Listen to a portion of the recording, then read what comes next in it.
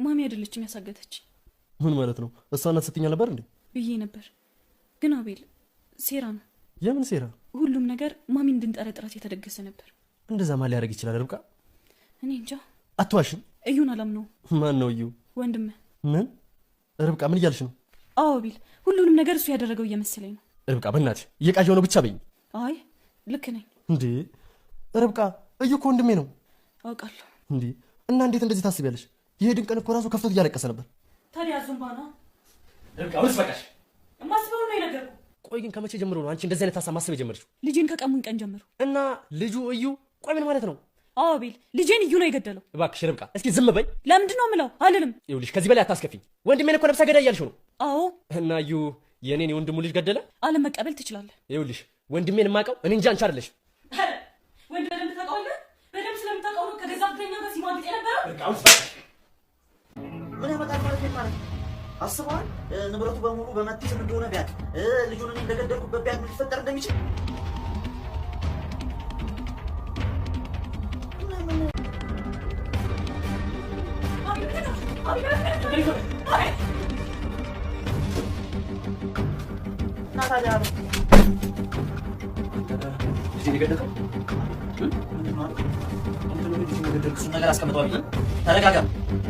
ርብቃ ሚስጥር አወጣች። ልጇን እዩ እንደገደልባት ያሳገታትም እሱ እንደነበረ ማሚቴን እንድንጠላት ያቀናበረው ነገር እሱ እንደሆነ ተረድቻለሁ ትላለች ለአቤል። አቤልም እዩ ከወንድሜ ነው ምን እያልሽ ነው? አውቃለሁ ትላለች ርብቃ። እና እንዴት እንደዚህ ታስቢያለሽ? የዛን ቀን እኮ ከፍቶት እያለቀሰ ነበር እና ያዞንባ ነዋ። ርብቃ ከአሁን በኋላ በቃሽ። ከመቼ ጀምሮ ነው እንደዚህ ማሰብ የጀመርሽው? ልጅን ካጣሁበት ቀን ጀምሮ ነዋ። ወንድሜን እኮ ነፍሰ ገዳይ እያልሽ ነው ይላል አቤል። አዎ መቀበል መብት ነው። ወንድሜን የማውቀው እኔ እንጂ አንቺ አይደለሽም።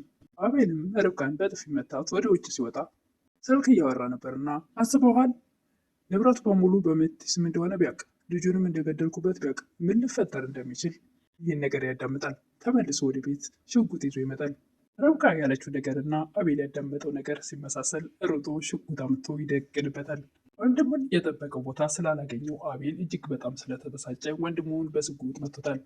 ሰላም ጤና ይስጥልኝ ውድና የተከበራችሁ በመላው ዓለም ያላችሁ ኢትዮጵያና ኢንተርኔቶችን እግዚአብሔር ይመስገን ደህና ነኝ። ርብቃ ክፍል 34ን አብረን እናያለን።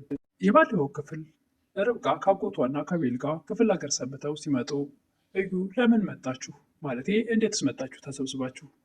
የርብቃ አጎትም ማሚቴን አቤል እናትህ ናት ይላል። አዎ እናቴ ናት፣ እሱ ደግሞ ወንድሜ ነው። ራስህን አታስታውቅም ይላል አቤል። ኢዩኤል እባላለሁ የአቤል ታናሽ ወንድም ይላል እዩ። ማሚዬስ እንዴት ነች ትላለች ርብቃ። እባክሽ ብሶባታል፣ ምንም ተስፋ የላትም ይላል እዩ። እንዴ እንዴት እንደዛ ይሆናል? ዶክተሮች እኮ በአጭር ጊዜ ውስጥ እንደምትድን ነግረውናል ትላለች ርብቃ። እነሱ ይታመናሉ ብለሽ ነው? ዝም ብለው እኮ ነው የሚያወሩት ይላል እዩ።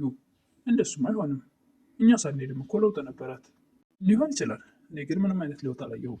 ወይንም ማሚቴን በደንብ ተንከባከብካት አደራህን ተወጣህ እያለ ነበር እዩን። አዎ በደንብ ስንከባከባት ነበር። አረ በደንብ ይወጣል፣ እዩ እኮ በጣም ጥሩ ልጅ ነው ትላለች። ስላወቅሽኝ አመሰግናለሁ። አረ በደንብ እየተቀራረብን በሜዳችን ቁጥር እኮ ድቅነትህና መጥፎነትህ እየተገለጸ ይሄዳል። እዩም የተነቃቁ ስለመሰለው እኔም ራሴ እኮ እንደዚህ ሰው ለይተሽ የዚህን ያክል የምታውቂ አይመስለኝም ነበር። አይዞህ ከዚህም በኋላ በደንብ አውቅህና በደንብ አሞግስሃለሁ። መታሰቢያ ጋር ደውሎ እዩ ለምን ስልክ አታነሽም ይላል። አይ እየተዘጋጀው ወደ አንተ ልመጣ ስለሆነ አብረን እንደምንኖር ረሳኸው እንዴ ትላለች። እንዳትመጭ ሴትዮ ሰዎቹ መጥተዋል። የቶቹ ሰዎች? እነ ርብቃ። እንዴ የማይሆን ነገር አታውራ አትክና እንዴ ትላለች መታሰቢያ። አዎ እና በዚህ ደግሞ ይቀለዳል እንዴ? እንዴት መጡ ትላለች እሷም። እኔ አላውቅም ተሰብስበው ነው የመጡት። አጎቷን መሰለኝ አንድ ሽማግሌ ነገር አብሯቸው መጥተዋል ይላል እዩ። እና ምን ይሻላል? መፍትሄውን እናስብበታለን። አንቺ ግን በቃ እንዳትመጪ። ርብቃም ማዙ ከዚህ ቤት ወጥታ አልነበር እንዴ ትላለች። አይ ስራው ሲከብደኝ እኛ ስንወጣ ትወጣለች ብዬ እንደገና ልትመጣ አደረግኩ ይላል እዩ። የርብቃ አጎት እዩን የአቤል ታናሽ ነህ አይደል ይላሉ።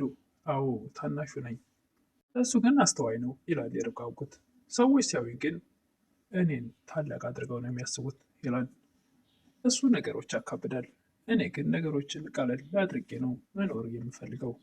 የርብቃ አጎትም የእናታችሁ በሽታ ግን በቀላሉ ሚድን አይደለም እንዴ ይሉታል እዩን። እዩም አይ ብዙ ዓመታት ሊፈጅ ይችላል። መታሰቢያ አዙ ጋር ደውላ እነ ርብቃ መጥተዋል እውነት ነው ትላለች። አዎ መጥተዋል ትላታለች።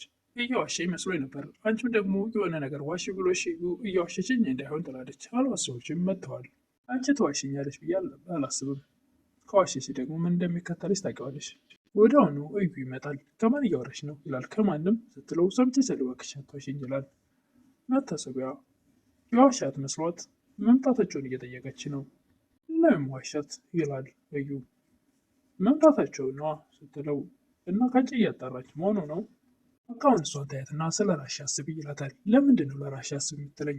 እና ርብቃ መጥተዋል እና ደስ ብሎኛል ይምጡ ትላለች አዙ። እንዴት አንቺ ልጃቸውን የገደልሽባቸው ሰዎች መጥተው ጭራሽ ደስ ብሎኛል ትያለሽ?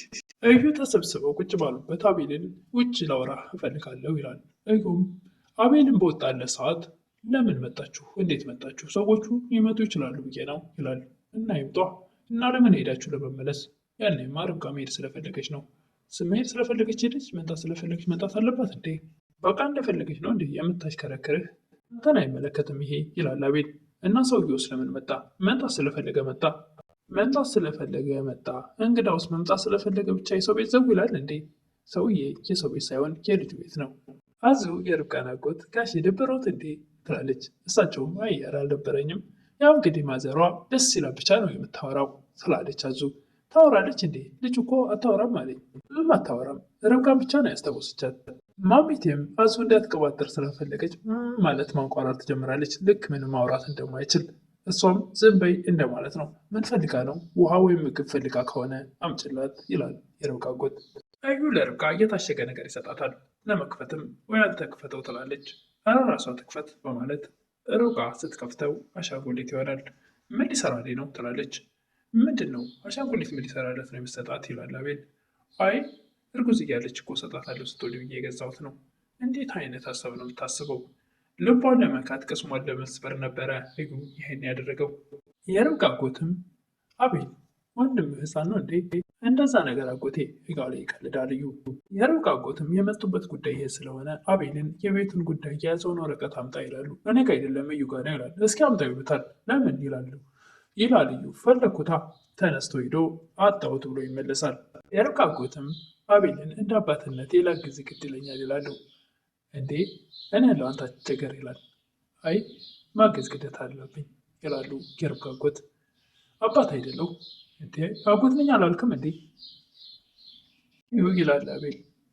እና ምን ላድርግ ይቅርታ እኔ እኮ ክፍታፍ ነኝ እና መቆጠብ ነዋ ይላል የርብቃ አጎት። ከማን ልማር ይላል እዩ። ውሎህን አስተካክል ይላሉ የርብቃ አጎት። የአሁኑማ ውሎዬ ከርብቃ ጋር ነው። ከቤት ወጥቼ አላውቅም። ይሄ ትልቅ ውሸት ነው። ነው ከቤት አልወጣም ይላል እዩ። እንግዲያውስ በሀሳብ ሌላ ቦታ እየሄድክ ነው። አቤል ከእንቅልፉ ብንን ሲል ርብቃ ቁጭ ብላ ያያታል። አልተኛሽም እንዴ ይላል። አይ እንቅልፍ እምቢ አለኝ እባክህ አቤል። ምን እያሰብሽ ነው? የታገድኩበትን እያስታወስኩት ነበር። እሺ መጨረሻ ትዝ ያለሽን ንገሪኝ ይላል። እንጃ ትላለች ርብቃ። ርብቃ በማሚ እንደከፋሽ አውቃለሁ፣ ግን ደግሞ አሁን ታማለች፣ ምንም ማድረግ አንችልም። አይ አቤል ማሚ አይደለችም ያሳገተችኝ ማለትሽ ነው። እሷን ስትይኛል ነበር እንዴ ብዬ ነበር። እና አቤል ሴራ ነው። ምን ሴራ ነው ይላል አቤል። ሁሉም ነገር ማሚቴን እንድንጠላት የተደገሰ ድግስ ነበር። የዛ ማን ሊያደርግ ይችላል ርብቃ ይላል አቤል። እኔ እንጃ ትላለች። አቷሽኝ ንገሪኝ። እዩ ነዋ ትላለች። ማን ነው እዩ? ወንድምህ። ምን እያልሽ ነው ርብቃ? አቤል ሁሉንም ነገር እሱ ያደረገው እየመሰለኝ ነው። ርብቃ በእናትሽ እየቀጀው ነው ብቻ በይኝ። አይ እየቀጀው አይደለም እውነቴን ነው። ርብቃ ኢዩኤል እኮ ወንድሜ ነው አውቃለሁ። እና እንዴት እንደዚህ ታስቢያለሽ? የኔን ቀን ራሱ ከፍቶት እያለቀሳል ነበር እንዴ? እሱ እኮ ያዞባ ነው አለች ርብቃ። ርብቃ አሁንስ በቃሽ ብሎ አቤል ይቆጣል። የማስበውን ነው የነገርኩህ ትላለች ርብቃ። ግን ከመቼ ጀምሮ ነው አንቺ እንደዚህ ነገር ማሰብ የጀመርችው? ልጅን ከቀሙኝ ቀን ጀምሮ ነዋ ማለት ነው። ቆይ ልጁንና እዩ ይላል አቤል። አዎ አቤል ልጄን እዩን ነው የገደለው። እባክሽ ርብቃ ዝም በይ። ወንድሜን እኮ ነፍሰ ገዳይ እያልሽው ነው። ርብቃም አዎ ትላለች። እና እዩ የኔን ወንድሙ ልጅ ገደለ? አለመቀበል ትችላለህ ትላለች። ይኸውልሽ ወንድሜን የማውቀው እኔ እንጂ አንቺ አይደለሽም። እና ወንድምህን በደንብ ታውቀዋለህ። በደንብ ስለምታውቀው ነው ከገዛ ፍቅረኛ ጋር ሲማግጥ የነበረው። ሰዓት አቤል ርብቃን በጥፊ መቷት ወደ ውጭ ይወጣል። ኢዩኤል ስልክ እያወራ ያገኘዋል። አስበዋል ንብረት በሙሉ በሜቴ ስም እንደሆነ ቢያውቅ፣ ልጁን እኔ እንደገደልኩበት ቢያውቅ ምን ሊፈጠር እንደሚችል ኢዩኤል ከወንድሙ አንድ ቤት ይሰማል። ርብቃን ወንድሜ ይሄን አያደርግም ብሎ የተከራከረለት ወንድም አቤል ኢዩኤል ነገሮችን ራሱ እንዳደረገው ከራሱ አንደበት ሲሰማ ሽጉጥ ይዞ ወጥቶ እላው ላይ ይደቅናል። ኢዩኤልም እሱን ነገር አስቀምጠው ተረጋጋ፣ ምን ሆነ ነው? በስተመጨረሻም አቤል እጅግ በጣም ተበሳጭተው ወንድሙ ላይ ሽጉጥ ደቅነው እየተናነቁ እያለ ቪዲዮ እዚህ ላይ ነው ያለቀው።